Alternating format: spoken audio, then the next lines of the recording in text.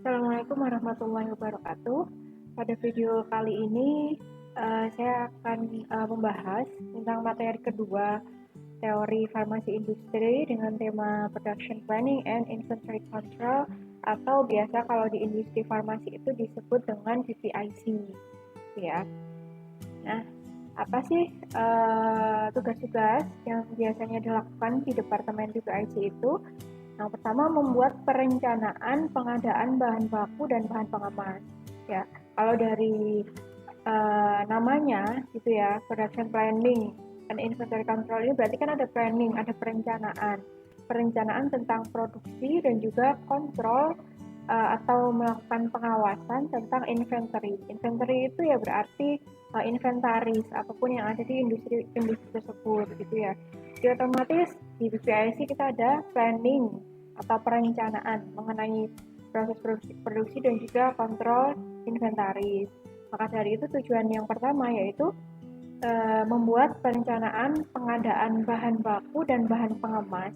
Jadi mulai dari awal perencanaan yang dilakukan itu tidak hanya perencanaan untuk produk jadinya saja, tetapi perencanaan mengenai pengadaan bahan bakunya. Jadi mulai dari pengadaan bahan baku sampai bahan pengemas. Nah, selain itu juga membuat perencanaan produksinya ya, otomatis ya mau membuat berapa batch, kemudian berapa kemasan, seperti itu. Dan memonitor pelaksanaan jadwal produksi serta melakukan pengendalian inventory. Jadi di PPIC itu juga harus sudah dibuat jadwal produksinya. Misal 1 tahun ini kita akan memproduksi berapa kali itu kan ya, berapa batch. Nah, berapa batch ini dalam waktunya itu juga harus sudah disesuaikan. Misal bulan Januari membuatnya berapa, bulan Februari membuatnya berapa, atau misal dalam 2 bulan sekali seperti itu. Yang pasti harus ada jadwalnya, harus ada waktu pelaksanaan. Nah, ini masih namanya planning ya. Berarti ini kan masih perencanaan. Masih perencanaannya bagaimana seperti itu. Dan melakukan pengendalian inventory atau inventory controlling tadi. Selain itu, di BPIC itu kita juga harus membuat perbandingan harga dari beberapa supplier. Karena harga yang dijual, harga jual produk itu juga berasal dari PPIC, juga berasal dari perhitungan dari Departemen PPIC. Otomatis kita juga harus mengetahui pembanding kita atau lawan kita itu harganya, mereka itu menjual dengan harga berapa. Jadi kita harus membuat perbandingan dan membuat analisis price analisisnya. Kemudian, nah dari tugas-tugas ini, nah intinya itu ada 4 hal ini yang biasanya dikerjakan di PPIC. Yang pertama membuat MPS atau MPS ini, Master Production Schedule. Ini berarti jadwal ya, jadwal atau waktunya tadi itu, waktu untuk memproduksi. Produksi waktunya itu kapan saja. Nah, itu diaturnya itu di dalam Master Production Schedule atau MPS. Kemudian MRP, membuat MRP. MRP itu Material Requirement Planning.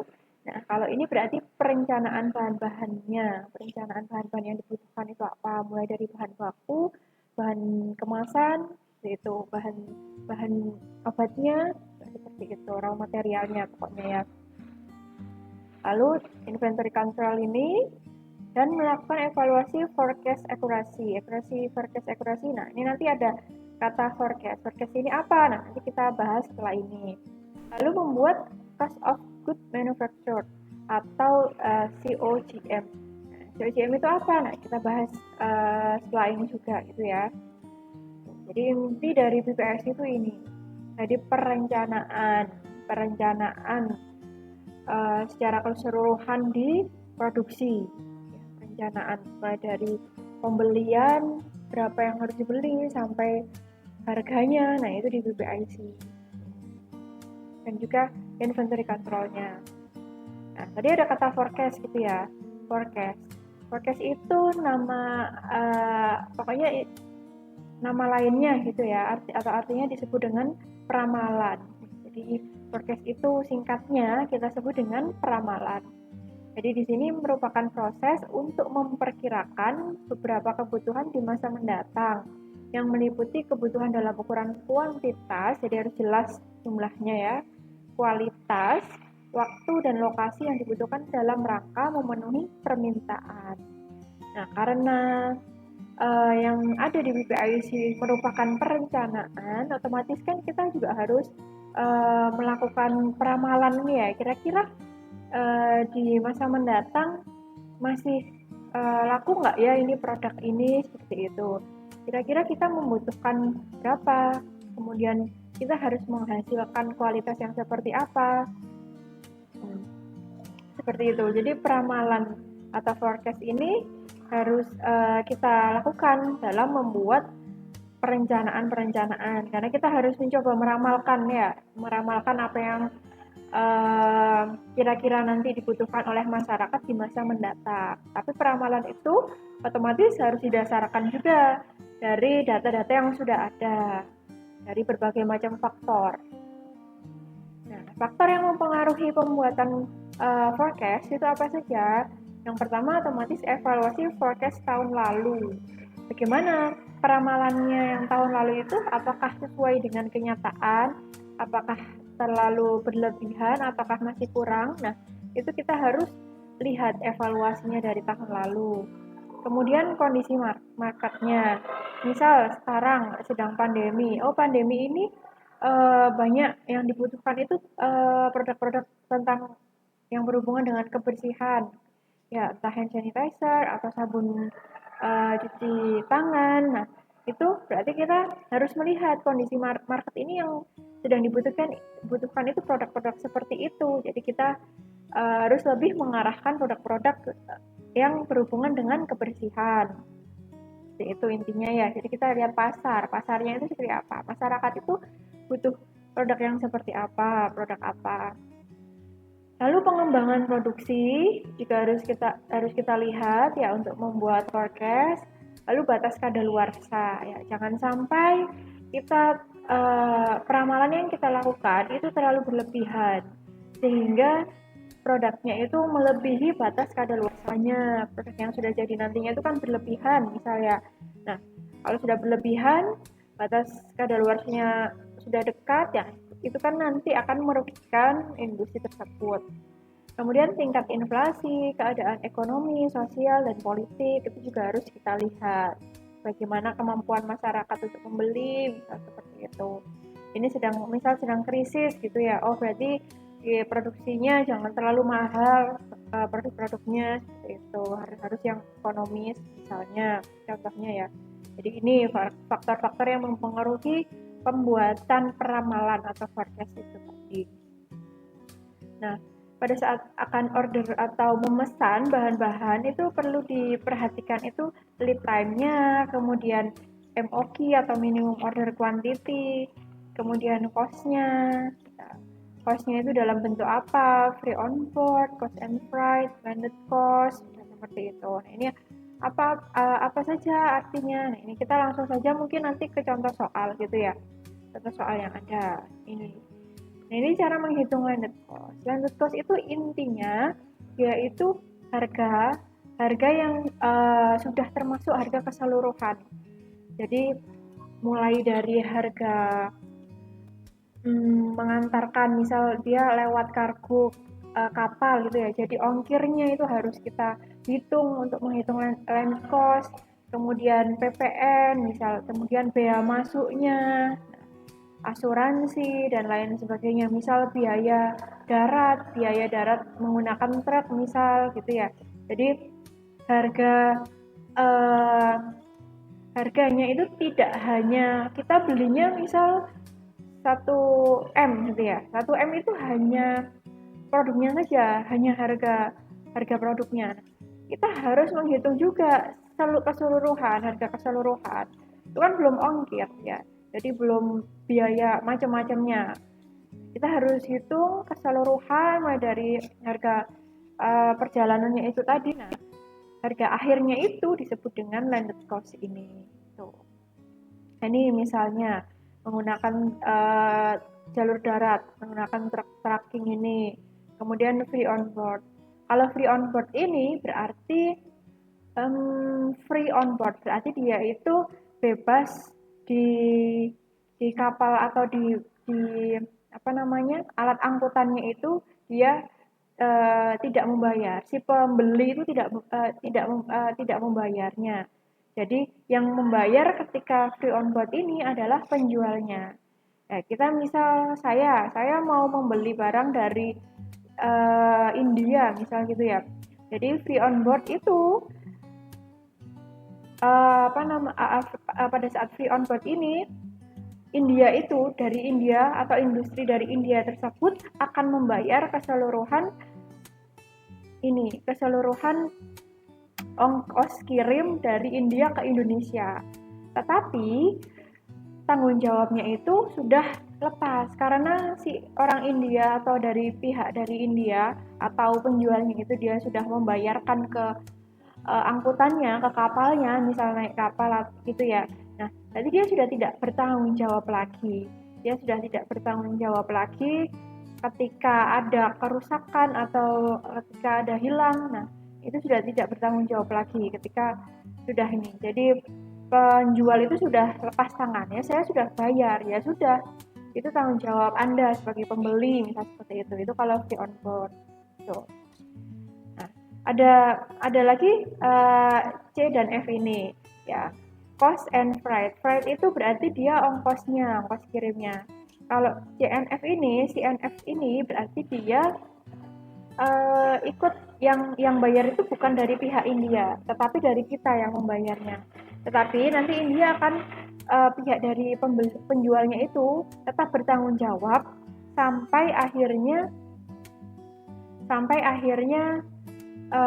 barang tersebut sampai ke Indonesia. Karena kan kita sudah bayar gitu ya. Karena kan kita sudah bayar sebagai pembeli, kita sudah membayar. Nah, otomatis dari pihak sana harus bertanggung jawab ketika kita sudah bayar sampai produk tersebut mendarat di pelabuhan atau di bandara yang ada di Indonesia sebagai pemesan kita ya, sebagai pembeli. Nah, itu tanggung jawab tetap berada pada penjualnya dari pihak Indianya tadi. Kalau saya kasih contohnya tadi itu kalau CNF ini. Nah, biasanya kalau industri di industri itu, nah lebih memilih yang CNF ini. Karena apa? Karena ya udah nggak apa-apa kita bayar ya. Tetapi tanggung jawabnya itu sudah tanggung jawab dari pihak sana, jadi yang pihak penjual. Jadi kita ya udah bayarnya berapa yuk, tapi nanti kalau terjadi kerusakan atau apa-apa itu masih tanggung jawab dari penjualnya gitu. Jadi CNF ini ongkosnya tadi ya. Lalu ada bea masuk ini juga harus kita hitung gitu ya, ada PPN-nya, kemudian ada asuransi dan lain sebagainya. Nah, keseluruhan ini nanti ketika kita jumlah itu akan mendapatkan yang namanya landed cost. Ini harga sampai dia mendarat gitu ya, berapa? Namanya landed berarti dia mendarat sampai mendarat atau berada di daerah atau wilayah orang yang membeli barang tersebut. Nah, langsung kita ke contoh soal. Misal bahan material yang dibeli itu dexamethasone, kemudian jumlahnya itu 20 kg. 20 kg ini MOQ. MOQ itu minimum order quantity. Jadi jumlah minimum yang bisa dipesan itu 20 kg. Harga FOB-nya itu 2,3 per kilogram ya. Ini kan masih belum ongkir ya, intinya ya, masih belum ongkir. Itu 2,3 per kilogram. Tuh. Didatangkan dengan air freight, berarti dia menggunakan jalur udara gitu ya. Dengan bea masuknya 15% dan PPN bea masuknya 10%. Diketahui rate US 1 US dollar itu adalah 9.000. Nah, ini kan karena masih dalam satuannya kan US dollar gitu kan. Jadi kan kita harus konversi dulu ke rupiah. Lalu ada insurance-nya itu 0,35% dan juga other-nya 3%. Gitu. Berapa harga CNF dan landed cost dari dexamethasone tersebut? Pertanyaannya itu ada dua. Disuruh menghitung CNF dan juga landed cost. Kalau dari sini berarti CNF ini kan gabungan antara FOB dan juga freight-nya. Freight-nya ini kalau kita lihat ini ada dua, ada sea freight berarti jalur laut gitu ya, dan juga air freight. Air freight ini berarti jalur udara. Nah, ongkirnya ini lebih mahal yang udara ya, otomatis karena pasti kan dia lebih cepat gitu. Nah, ini 10% dari FOB, kalau yang sea itu 2 sampai 5%. Nah, karena tadi pakai air berarti kan kita ambilnya 10% dari FOB. Nah, FOB-nya berapa? Di sini dia tidak menggunakan jalur darat ya, berarti ini kita abaikan saja yang pertama. Kita langsung hitung yang ke FOB. FOB-nya berapa? Di sini 2,3 per kilogram, 2,3 US. Nah, di sini kan kita belinya 20 kilogram, jadi harus dikali dulu. 2,3 dikali 20 kilogram, ya. Atau gini aja, ini dijadikan ke rupiah dulu aja ya. Jadi 2,3 US ini kita kalikan dengan 9.000 ya, biar jadi rupiah dulu. Kemudian setelah itu kita kali dengan 20. Anda coba menghitung, semuanya menghitung, ambil kalkulatornya sekarang sambil nanti kita cocokkan apakah hitungannya betul atau tidak ya. Coba dia mungkin pakai HP bisa juga ya, dihitung dulu 2,3 dikali 9.000 berapa, kemudian dikalikan dengan 20 kilogram, itu nanti adalah FOB-nya. Nah, tadi freight-nya kan 10%. 10% ya, kita pakai air ya. Nah, 10% dari FOB ya. Kalau sudah menghitung, nah kita cocokkan saja bersama-sama di sini. Nah, ini hasilnya FOB-nya yaitu 414.000 rupiah. Jadi ini sudah dalam bentuk rupiah ya, uangnya. Freight-nya kan tadi 10%. 10% dari FOB. Berarti 414.000 ini dikali 0,1, 10% kan 0,1, jadi 41,400. Kemudian kita hitung CNF. CNF ini karena CNF ini sudah plus ongkir gitu ya, berarti kita jumlah aja 414 ditambah 41400 ini hasilnya adalah 455.400 rupiah, 455.400 rupiah. BM bea masuknya tadi berapa? 15%. Berarti 15% yaitu 0,15 ya. Ini BM sama dengan berapa persen dikali CNF. Berarti kita sudah hitung dari CNF ini ya. Tuh, CNF-nya tadi 455. Jadi 0,15 dikali 455.400. Berhitung apakah benar ini hitungannya? Lalu ada PPN. PPN dari bea masuk. PPN-nya 10% ya. Nah, perhitungan PPN ini seperti ini. Jadi tidak langsung dikalikan BBM-nya ya. Jadi CNF dulu plus BM baru dikali 10%. Nah, jangan lupa jadi CNF dulu plus BM yang ini terus baru dikali 10%. Nah, hasilnya 52.371 rupiah. Lalu insurance atau asuransinya 0,35%. Jangan 0,35 saja ya. Jadi ini 0,35%. Jadi dibagi 0,35 dibagi 100. Jadi 0,0035 dikali CNF juga. Dikali CNF juga yang ini. 0,0035.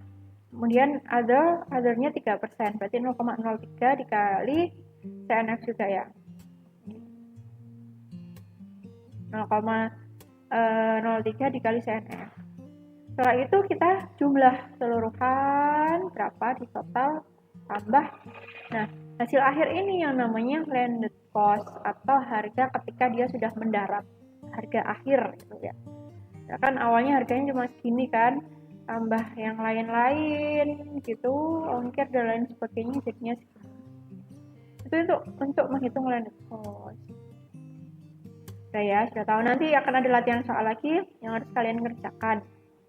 Nah, lalu tadi kan tugas dari BPIC itu juga membuat master production schedule ya, atau jadwal produksi induk seperti itu, jadwal produksinya itu. Nah, di jadwal produksi ini isinya itu tentang waktunya ya, otomatis ya, tentang kapan saja harus kita produksi. Kemudian bisa ditambah juga dengan staff-staff yang bertanggung jawab dalam produksi itu. Ya. Kemudian berapa yang harus dibuat. Nah, itu berarti mulai dari forecast ya. Kita harus tahu forecastnya dulu, peramalan dari marketing, dari penjualannya. Kemudian uh, kita melakukan rapat dan lain sebagainya untuk membuat peramalan yang tepat, ya, dengan dievaluasi, kemudian setelah itu baru membuat MPS-nya, ya setelah melakukan evaluasi PPIC melakukan evaluasi dari forecast baru dibuat MPS-nya. Nah, MPS disalurkan ke bagian produksi, kemudian diuji oleh QC, lalu direview dan disetujui oleh QA, baru barang masuk ke gudang. Jadi gitu. Lalu tadi ada ya COGM atau Cost of Good Manufacturing. Ini maksudnya adalah harga dari proses produksi produk ya. Jadi harga dari manufacturing Nikos ini kan harga. Kalau good itu di sini adalah produknya, produk. Kalau manufacturing kan berarti proses pembuatan. Jadi harga pada saat proses pembuatan dari produk tersebut. Nah, setiap tahun marketing itu harus membuat COGM ini berdasarkan estimasi harga baru material dan packaging material. Jadi COGM ini masih proses produksinya saja. Jadi harus ditambah juga dengan bahan kemas, ya harga bahan kemas dan lain sebagainya. Nah, ketika di total keseluruhan nanti akan mendapatkan yang namanya COGS. COGS itu adalah cost of goods sale, berarti harga jual produk tersebut itu berapa. Kalau manufacturing itu kan harga produksinya. Kalau yang sale ini berarti harga jual dari produknya itu berapa. Nah, faktor yang mempengaruhi cost of good manufacturing tadi adalah bahan bakunya, raw material, kemudian bahan kemas, kemudian overhead. Overhead ini adalah hal-hal yang tidak terduga yang tiba-tiba muncul pada saat proses produksi. Kemudian direct labor ini berarti biaya untuk membayar pegawainya seperti itu. Keseluruhan itu nanti akan dihitung dan didapat yang namanya COGM, cost of good manufacturing, harga dari proses pembuatan dari keseluruhan ini ya. Nah ini, nah dari ini analisis harganya, analisis harga. Tugas dari PPIC itu juga harus menganalisis harganya sampai nanti kita mau mendapatkan untung berapa seperti itu ya. Jadi dari COGM-nya, kemudian didapatkan harga aslinya, nah, dievaluasi dan lain sebagainya sampai nanti mendapatkan keuntungan. Gitu. Nah, ini ada contoh soal untuk menghitung COGM dan juga COGS. Jadi COGM. Ya, jadi bisa membedakan ya, kalau COGM itu hanya harga dari proses pembuatan. Jadi masih belum ada untungnya. Ya, jadi belum ada untungnya karena masih menghitung harga dari bahan kemas, harga dari pegawai, kemudian harga atau biaya untuk hal-hal yang tidak terduga. Nah, ini masih belum kita tambah margin gitu ya, belum kita tambah laba COGM ini. Ketika sudah ditambah laba, berarti kan sudah kita siap kita jual. Nah, itu namanya COGS. Jadi dijual, cost of goods sale. Nih, disuruh menghitung COGM dan COGS. Nah, karena ini banyak hal yang harus kita perhatikan gitu ya. Untuk mempermudah, kita harus buat tabel saja. Kita hitung COGM-nya pelan-pelan dengan membuat tabel. Yang pertama kita hitung raw materialnya terlebih dahulu. Raw material yang digunakan ya. Kita buat tabel seperti ini saja. Ya. R material atau raw material. Nah, kita lihat di soalnya tadi ada deksa, laktos, laktosa, starch, kemudian tak dan magnesium stearat gitu ya. Nah, kita salin ke sini deksa, laktos, starch, dan magnesium stearat. Penggunaannya berapa? Ini kita jadikan ke kilogram ya, karena biar sama gitu. Yang harga jualnya juga dia per kilo kan, jadi kita jadikan ini ke kilogram. Ini 100 gram dijadikan ke kilogram berarti dibagi 1000 ya, jadi 0,1 kilogram. Nih, betul kan 0,1 kilogram. Kemudian laktosnya 16,8 kilogram, sudah betul 6,4 kilogram. Ini tidak ada harganya ya, ini kita abaikan saja yang starch of base ini. Kita langsung ke talkum dan magnesium stearat. Ini 200 gram dijadikan kilogram dibagi 1000 jadi 0,2 kilogram, 0,2. Nah, ketika kita membeli bahan atau kita membuat sesuatu, misal kita butuh bahannya 0,1 kilogram, tapi kan kita harus mengantisipasi misal ada yang terbuang ya, ada yang kita ambil tumpah dan lain sebagainya. Nah, itu kita antisipasi dengan menambahkan W sebanyak 3%. Nah, ini sudah diketahui di sininya ya.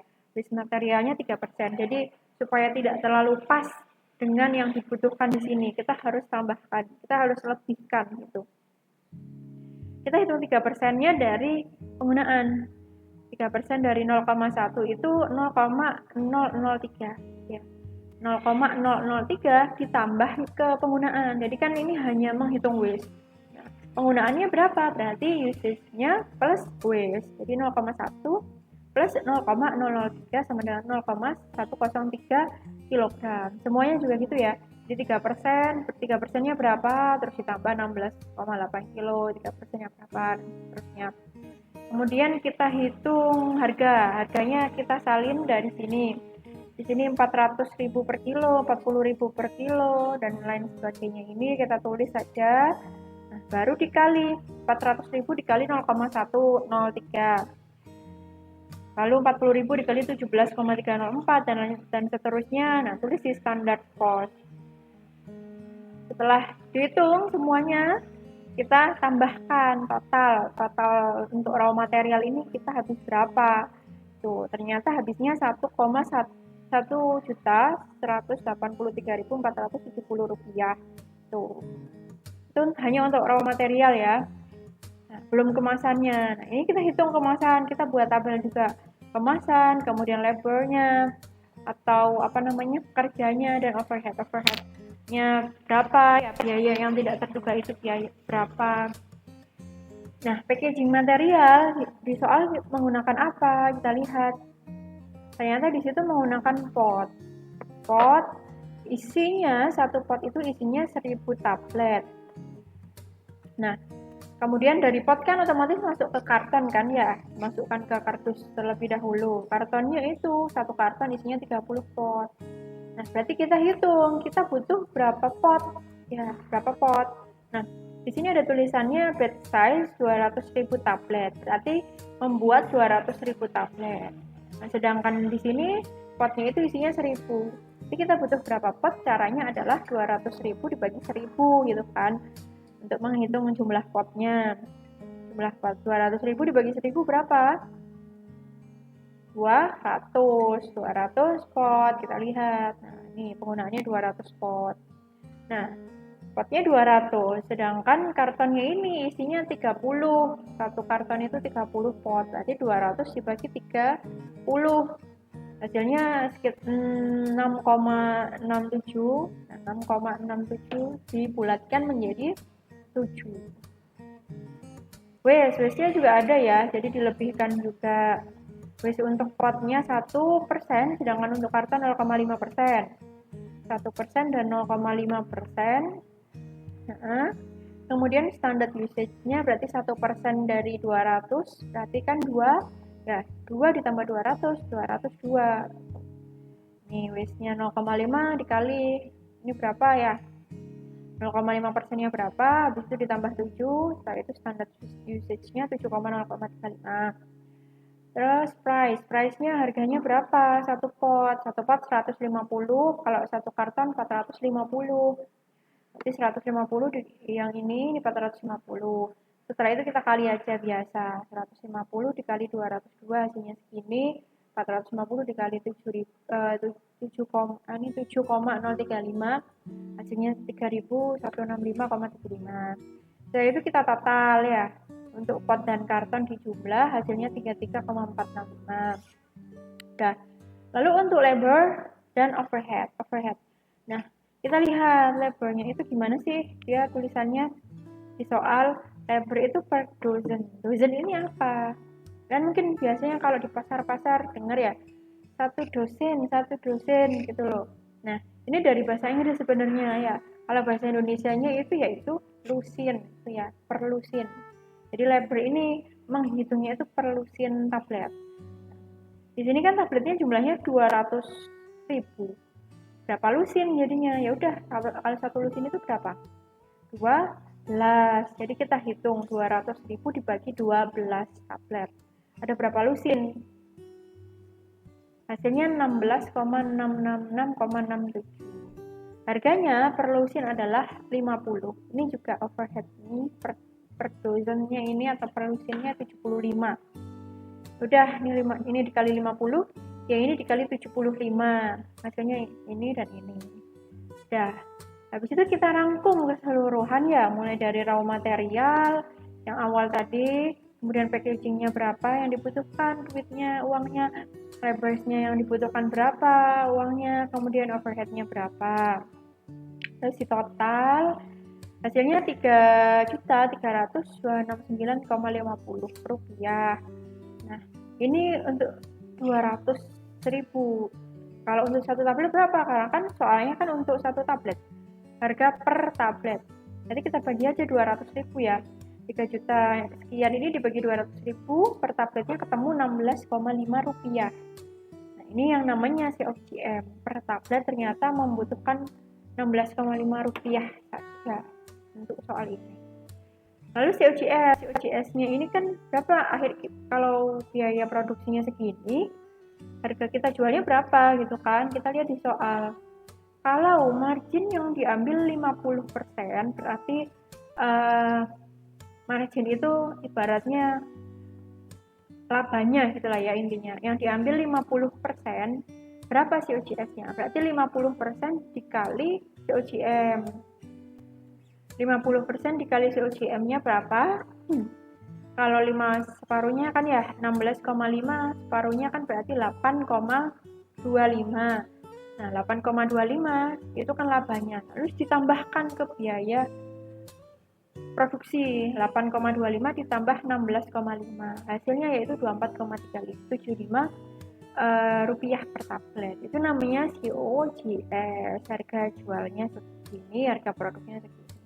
Sudah ketemu ya. Nah, ini perhitungan COGM dan COGS sampai sini. Nah, untuk latihan soal ini sebagai PR kalian ya dikerjakan, kemudian nanti akan dikumpulkan pada waktu yang sudah saya tentukan. Nanti akan saya hubungi masing-masing ke accounting atau nanti akan saya tulis di siakat gitu ya, biar semuanya juga langsung tahu, dikumpulkan di siakat langsung. Nanti kalian tulis di kertas, kemudian di foto, kemudian bisa di-upload. Kalau yang ini menghitung landed cost ya, seperti yang awal. Ini juga landed cost dan juga COGM. Kalau yang bawah ini nggak perlu ya, karena PPV ini tadi tidak sempat dijelaskan, jadi yang bawah ini nggak usah. Oke, sampai sini perkuliahan dari saya tentang PPIC. Bila ada yang ditanyakan, bisa ditanyakan langsung komen aja di bawah gitu ya, mau bertanya tentang apa gitu. Oke, terima kasih atas perhatiannya. Assalamualaikum warahmatullahi wabarakatuh.